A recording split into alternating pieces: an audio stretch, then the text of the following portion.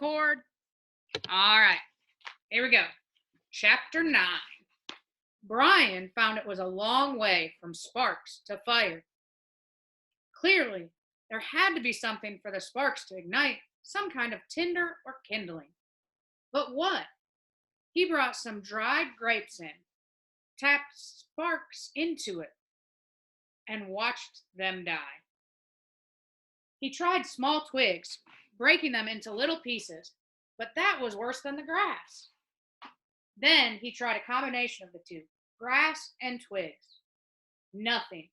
He had no trouble getting sparks, but the tiny bits of hot stone or metal. He couldn't tell which they were, just sputtered and died. He needed something finer, something softer and fine and fluffy to catch the bits of fire. Shredded paper would be nice, but he had no paper. So close, he said aloud, so close. He put the hatchet back in his belt and went out of the shelter, limping on his sore leg. There had to be something, had to be. Man had made fire. There had been fire for thousands, millions of years. There had to be a way. He dug into his pockets and found the $20 bill in his wallet. Paper. Worthless paper out here. But if he could get a fire going, he's going to burn money? Oh my goodness. He ripped the 20 into tiny pieces, made a pile of pieces, and hit sparks into them. He ripped up money? Are you serious? He ripped the 20 into tiny pieces, made a pile of pieces, and hit sparks into them. Nothing happened. They just wouldn't take the sparks. But there had to be a way, some way to do it. Not 20 feet to his right, leaning out over the water, were birches, and he stood looking at them for a full half minute before they registered in his mind. They were a beautiful white with bark like clean, slightly speckled paper. Paper! He moved to the trees. Where the bark was peeling from the trunks, it lifted in tiny tendrils, almost fluffs. Brian plucked some of them loose, rolled them in his fingers.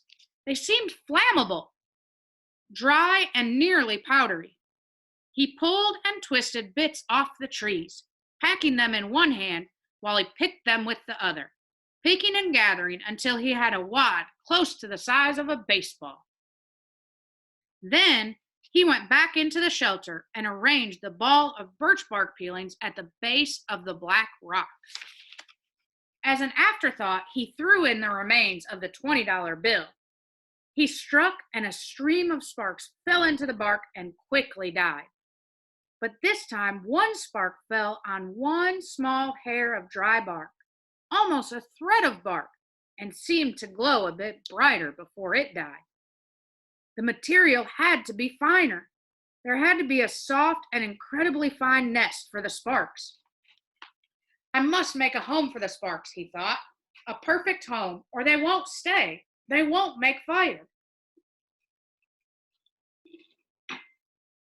He started ripping the bark, using his fingernails at first, and when that didn't work, he used the sharp edge of the hatchet, cutting the bark in thin slivers, hairs so fine they were almost not there. It was painstaking work, slow work, and he stayed with it for over 2 hours. Twice he stopped for a handful of berries and once to go to the lake for a drink. Then back to work, the sun on his back, until at last he had a ball of fluff as big as a grapefruit. Dry birch bark fluff. He positioned his spark nest, as he thought of it, at the base of the rock, used his thumb to make a small depression in the middle, and slammed the back of the hatchet down across the black rock.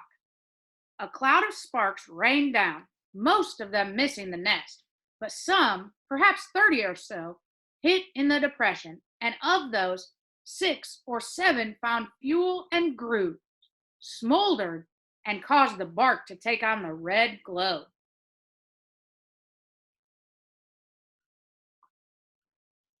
Then they went out, Robert, we're not using this chat like that. Close. He was close. He repositioned the nest, made a new and smaller dent with his thumb, and struck again. More sparks, a slight glow, then nothing. It's me, he thought. I'm doing something wrong. I don't know this. A cave dweller would have had a fire by now. A Cro-Magnon man would have a fire by now. But I don't know this. I don't know how to make a fire. Maybe not enough sparks. He settled the nest in place once more and hit the rock with a series of blows as fast as he could. The sparks flowed like a golden waterfall. At first, they seemed to take. There were many sparks that found life and took briefly, but they all died. Starved, he leaned back. They are like me. They are starving. It wasn't quantity. There were plenty of sparks, but they needed more. I would kill, he thought suddenly, for a book of matches. Just one book, just one match. I would kill. What makes fire? He thought back to school, to all those science classes. Had he ever learned what made a fire? Did a teacher ever stand up and say, "This is what makes a fire"? He shook his head, tried to focus his thoughts. What did it take? You have to have fuel, he thought, and he had that. The bark was fuel. Oxygen! There had to be air. He needed to add air. He had to fan on it, blow on it. He made the nest ready again, held the hatchet backward, tensed, and struck 4 quick blows. Sparks came down, and he leaned forward as fast as he could and blew. Too hard. There was a bright, almost intense glow. Then it was gone. He had blown it out. Another set of strikes. More sparks. He leaned and blew, but gently this time, holding back and aiming the stream of air from his mouth to hit the brightest spot. 5 or 6 sparks had fallen in a tight mass of bark hair, and Brian centered his efforts there. The sparks grew with his gentle breath. The red glow moved from the sparks themselves into the bark, moved and grew and became worms, glowing red worms that crawled up the bark hairs and caught other threads of bark and grew until there was a pocket of red as big as a quarter, a glowing red coal of heat. And when he ran out of breath and paused to inhale, the red ball suddenly burst into flame. Fire, he yelled. I've got fire. I got it. I got it. I got it. But the flames were thick and oily and burning fast, consuming the ball of bark as fast as if it were gasoline. He had to feed the flames, keep them going.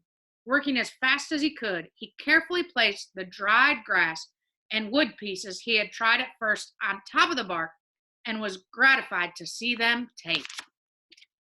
But they would go fast. He needed more and more. He could not let the flames go out. He ran from the shelter to the pines and started breaking off the low, dead, small limbs. These he threw in the shelter, went back for more, threw those in, and squatted to break and feed the hungry flames. When the small wood was going well, he went out and found larger wood and did not relax until that was going. Then he leaned back against the wood brace of his door opening and smiled. I have a friend, he thought. I have a friend now. A hungry friend, but a good one. I have a friend named Fire. Hello, Fire. The curve of the rock back made an almost perfect drawing flue that carried the smoke up through the cracks of the roof, but held the heat. If he kept the fire small, it would be perfect and would keep anything like the porcupine from coming through the door again. A friend and a guard, he thought. So much from a little spark, a friend and a guard from a tiny spark. He looked around and wished he had someone to tell this thing, to show this thing he had done. But there was nobody, nothing but the trees and the sun and the breeze and the lake. Nobody. And he thought, rolling thoughts, with the smoke curling up over his head and the smile still half on his face, he thought, I wonder what they're doing now. I wonder what my father is doing.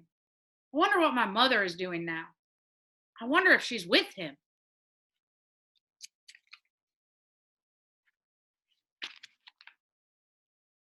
All right. We're going to look at our. I gotta find my pen. Nellie, go grab my my pen for my iPad. All right, so I'm going to share on my screen what you should have in front of you in some in one way or one form or another. All right. Let me take a picture of mine because my computer's or my iPad's being difficult.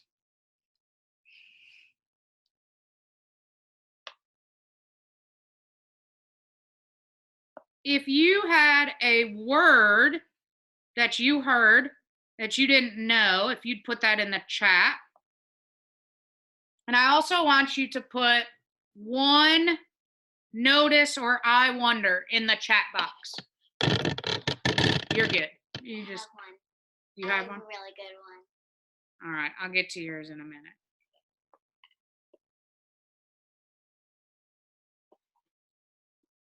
Unless you want to go get your iPad to get on for this part. Good. I don't want that. You're good? Yeah. Okay. All right. So I have tendril. I wonder. I have speckled. All right. So in my unknown words, I'm going to put, oh, hold on. This is a new app. So I'm trying to figure out. Nope, that's not what I want to do. All right. Hold on. Ah, here we go. Whoa. Okay. Well, I don't like this app. All right. Here we go. Now I got my regular. So speckled.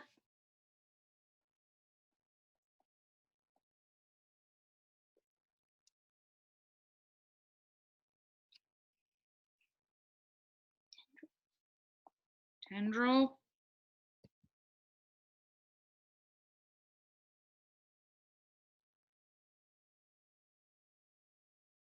Soda. I don't know what that. I don't think there was a soda in there.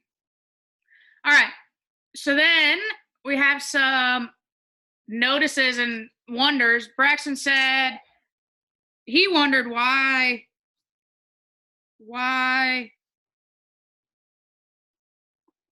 Brian said hi to the fire.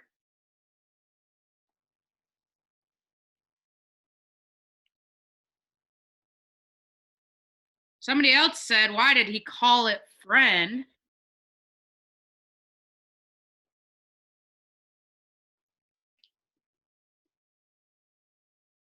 I wonder. Mommy has a wonder. All right. Let's see.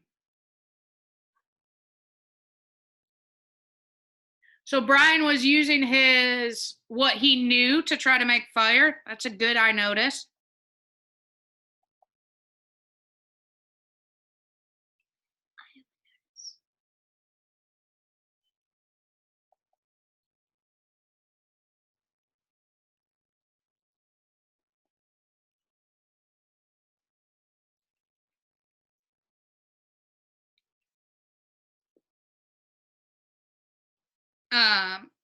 Ocean said that Brian figured out he needed to add oxygen.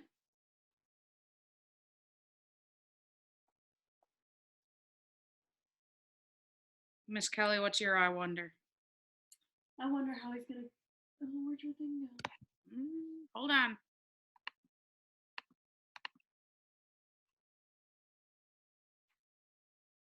All right, let me go back to it.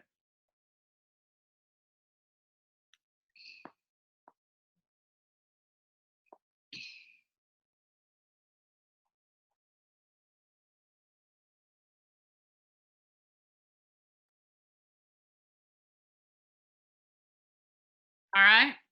What was yours? How he's gonna keep the fire going All right. when How? he sleeps.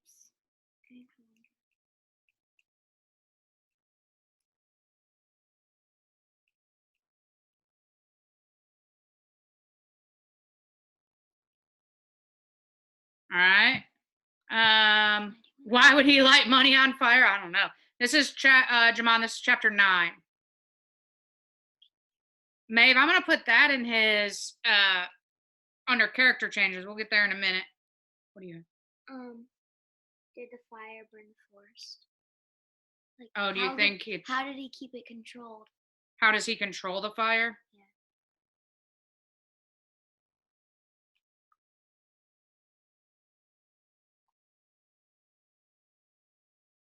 All right.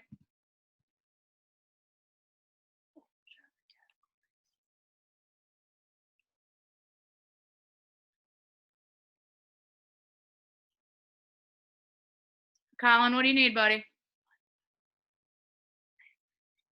Hold on. Let me find you.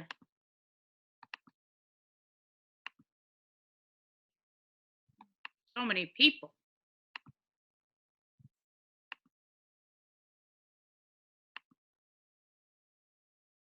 There we go. What you got, Colin? All right, so, well, I put my notebook right where I put my notebook, and I went to bed that night, and I come back and it's gone. I can't find my notebook anywhere. Okay.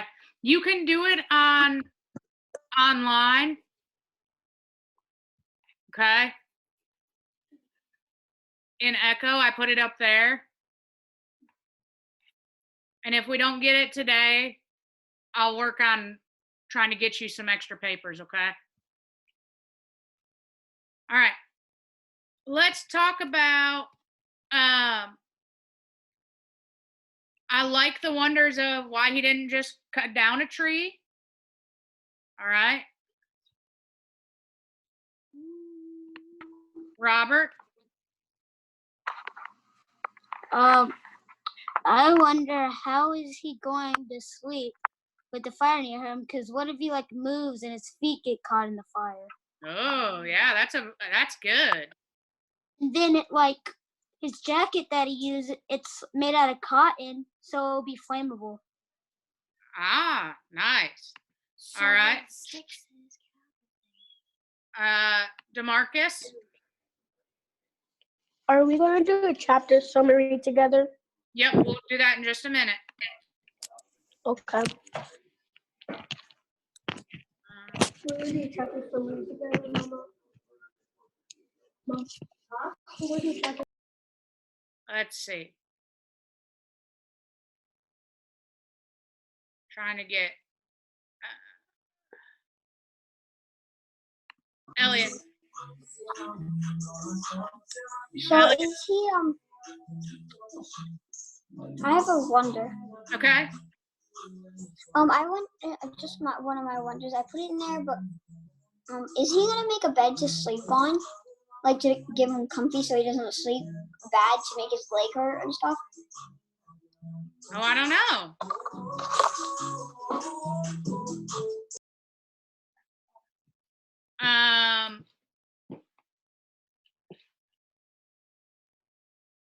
Yeah, if you'll raise your blue hand, it's easier for me to see. It pops up to the top of my. Okay. All right.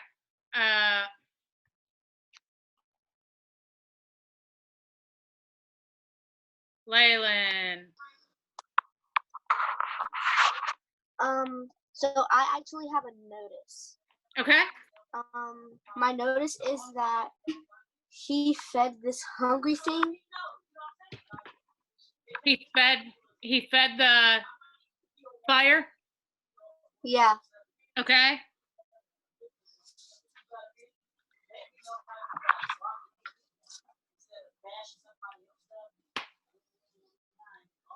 All right, let's talk about him as a character. I'm gonna, I'll get Ocean. What did you have? I have a wonder. Okay. What kind of rock was he sparking to actually make sparks? Oh yeah. What kind of rock was it?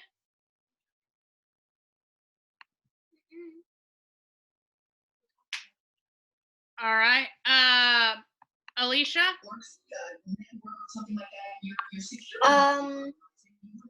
Do we have to have the same I wonders and notices as you? You do not. Nope. Okay.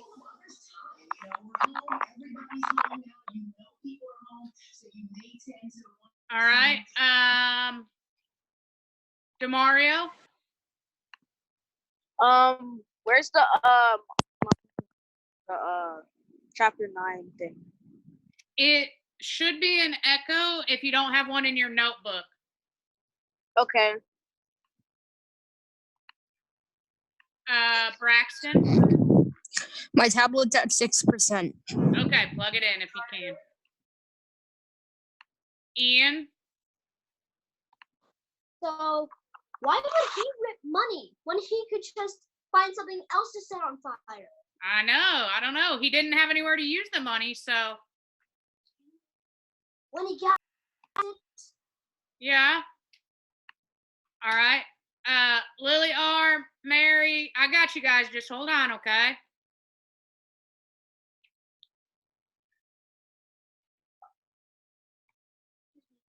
Genesis? I think Brian was smart. You think he was smart to do that? Yes. Nice.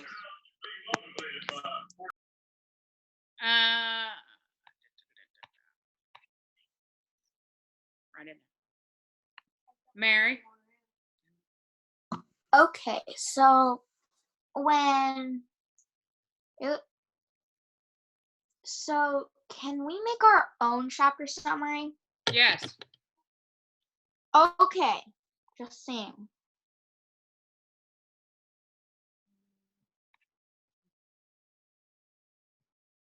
Let's see. Lily R. What you got, kiddo? I was going to ask, are we going to do the sorry, I have the hiccup. Are we going to do the character traits Yep. together too? Okay. Yep. Ooh.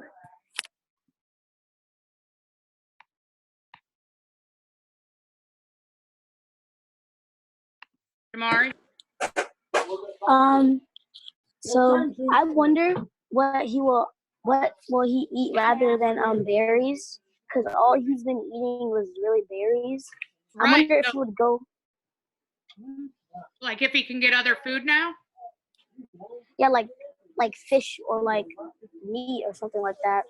Oh yeah, that's a really good thought. My book bag. All right. Damari, I'm gonna meet you back. Lucas. I wonder if he's like actually gonna kill a bird now since he has fire. Oh, if he'll kill a bird and then use the fire to cook it? Yeah. Okay. Can you mute yourself back? Mhm. All right. Zaire? I wonder why didn't he use his broken windbreaker? Oh, why didn't he use that to help the fire? Mm-hmm. Yeah. Javion? I wonder if he can make some resources to go hunting and stuff. Oh, if he can make like a spear or something to go hunting with? Yeah, like a weapon or something like that. Okay. Amari? Are we still gonna do a chapter summary? Yep, I'm getting ready to do that.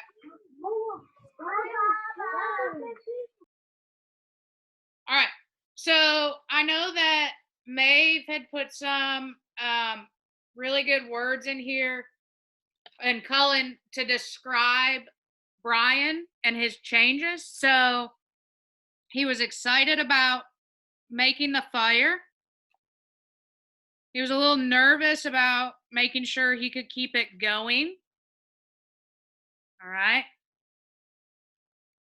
He also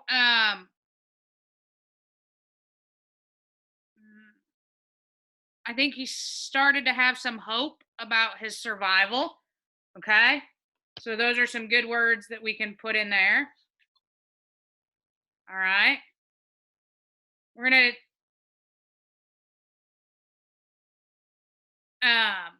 gonna do the chapter summary.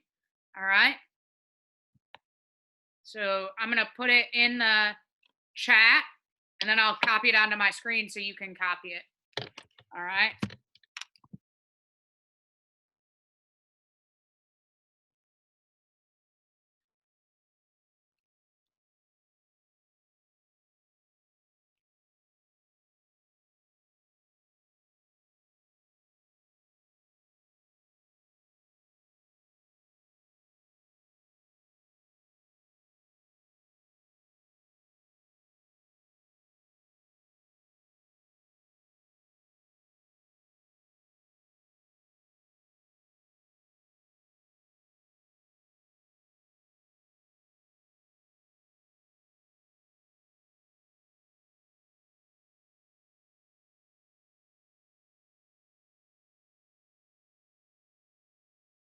All right, so Brian realized that he could make fire by striking the hatchet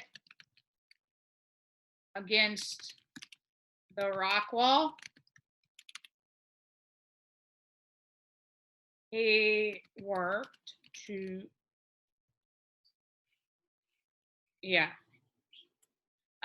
he worked to find a way to make the sparks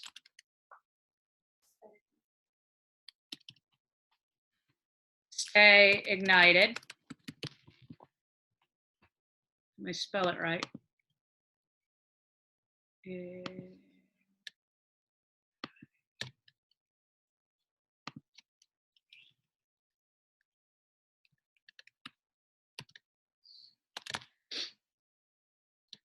After several attempts, he shredded the birch bark, made a. Oh, that's us. Is it?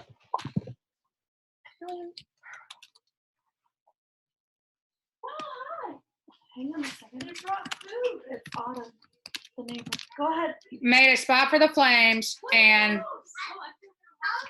blew on the sparks.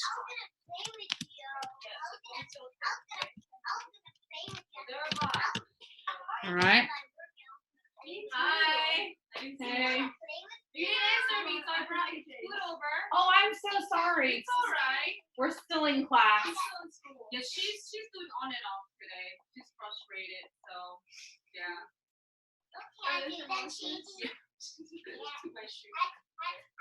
Guys, once you have your summary, you can go to your homeroom. You're working on, yes, you may make your own summary, but you need to copy it down or copy mine down. All right. And then you're going to your homeroom from 2 to 3 to work on independent tasks and make sure you get everything done.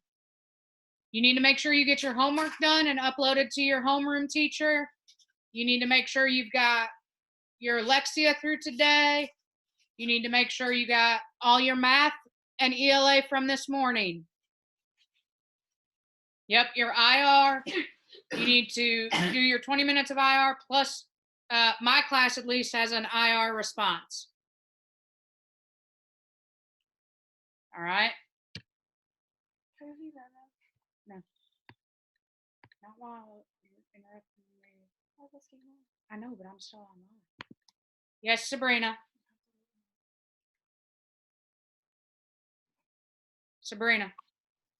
I have an AI notice I noticed that Brian was trying to make a fire from the start of the chapter. Start over again, please. I noticed at the beginning, Brian was trying to start a fire at the beginning of the chapter. Mm-hmm.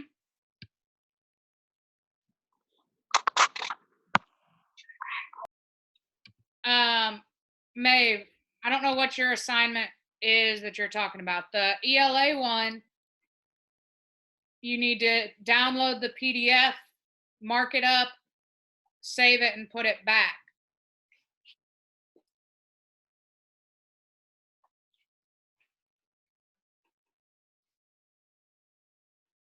If you have completely finished everything, you may go. I'm going to be checking on your work.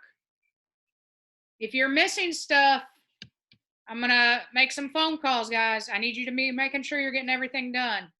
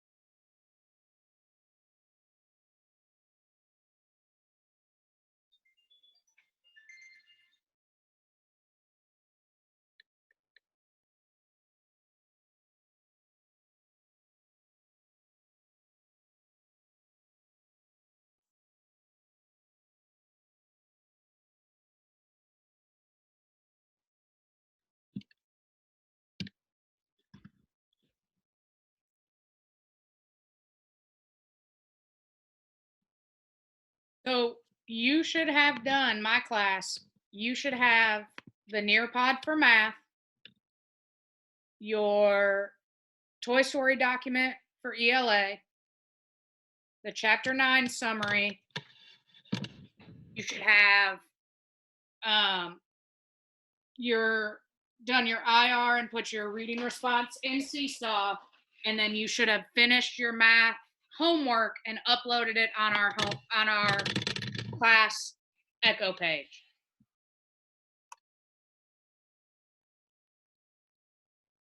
I don't know what you want me to scroll down on, Jamon. If you're done with everything, you may leave, but remember, I'm going to be checking your work. You got to make sure you get that homework done.